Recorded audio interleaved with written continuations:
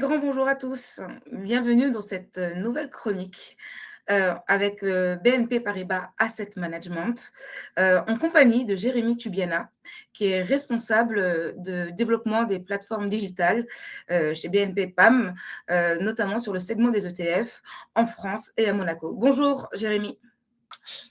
Bonjour Imen, bonjour à tous.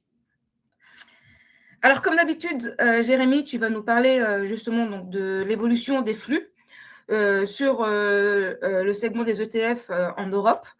Donc, qu'est-ce que tu aurais à nous dire éventuellement concernant le mois dernier? Alors, en novembre, la collecte a été encore positive. Donc, on va atteindre les 300 milliards de collecte en 2025. Donc, ça va être une année record. Si on se concentre sur le mois de novembre, donc le mois de novembre va concentrer 20 milliards de flux, 14 milliards sur la partie action, 5 milliards sur la partie obligataire. Donc, ça représente à peu près 70% sur les actions, 30% sur la partie obligataire. Dans le détail, sur la partie action, la collecte s'est concentrée, comme chaque mois, sur les actions monde pour à peu près 7 milliards. Ensuite, autour de 3 milliards, on a vu une collecte autour des actions émergentes et européennes. Et une fois n'est pas coutume, on l'a beaucoup vu en début d'année, on le revoit ce mois-ci, au mois de novembre, on a vu des sorties sur les actions américaines pour à peu près 1 milliard. Côté obligataire, donc comme je le rappelle, pardon, comme je le rappelle, la collecte a représenté 30%. On a vu surtout de l'intérêt sur les obligations des ETF avec des ETF obligataires libellés en euros pour à peu près 3 milliards et la moitié sur des ETF obligataires libellés en dollars. Et que ce soit les ETF libellés en euros ou que ce soit les ETF libellés en dollars, on a surtout vu de l'intérêt de la part des investisseurs pour ce qu'on appelle des ETF ultra short ou équivalents monétaires, donc qui ont pour objectif de répliquer des indices monétaires. Et donc là, ça a vraiment tiré la collecte depuis le début de l'année, mais aussi au mois de novembre.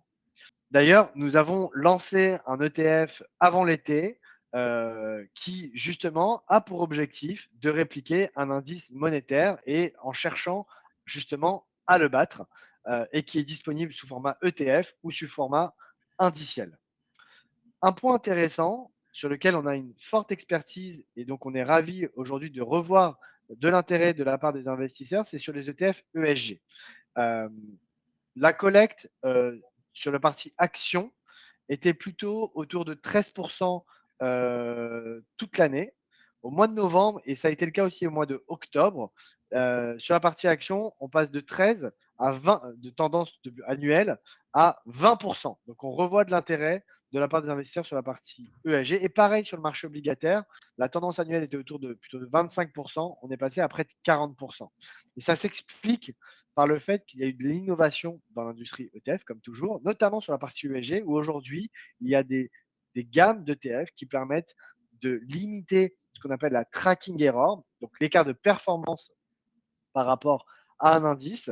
Et donc, nous, on a, chez BNP Paribas Asset Management, développé une gamme à faible tracking error, qui est là également disponible en ETF ou en fonds indiciels, et qui a rencontré un intérêt croissant de la part des investisseurs, qu'ils soient professionnels ou non professionnels.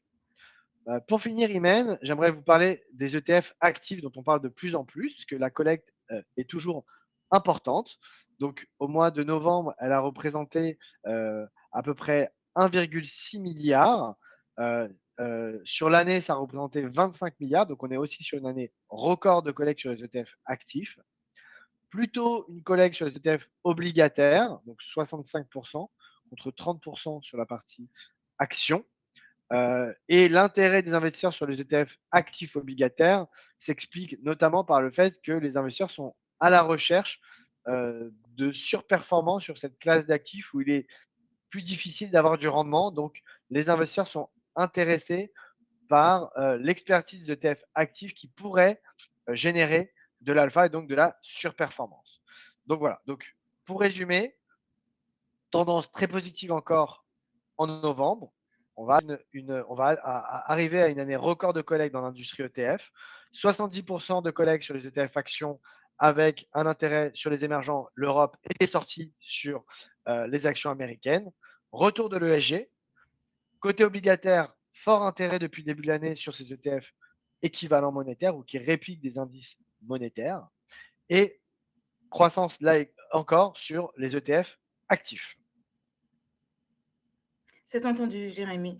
Merci énormément pour cet éclairage. Donc, on te retrouve dès le mois prochain pour une nouvelle chronique, toujours sur les flux dans l'industrie des ETF en Europe. En attendant, je vous souhaite de belles fêtes de fin d'année. Et puis, je vous dis Également. éventuellement donc, à très bientôt. À très bientôt, Jérémy. À très vite. Au revoir.